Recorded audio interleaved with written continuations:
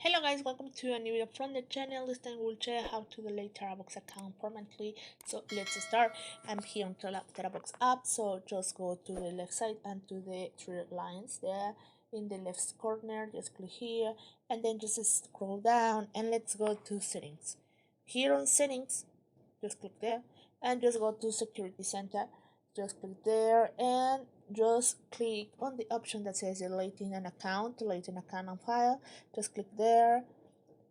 Just let's wait until this is okay.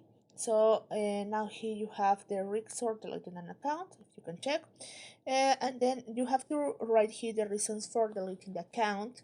You have to write here on English. For example, I don't need this account anymore. For example, this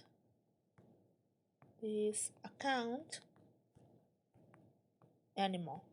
Okay, so just click here and then just click where say we are aware of the risk, we are sure about it, and just click on delete the account.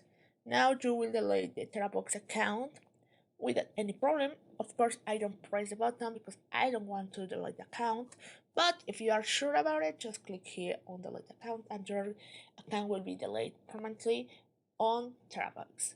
So I hope this works for you. Thank you for watching this video. Remember to subscribe and give like to this video.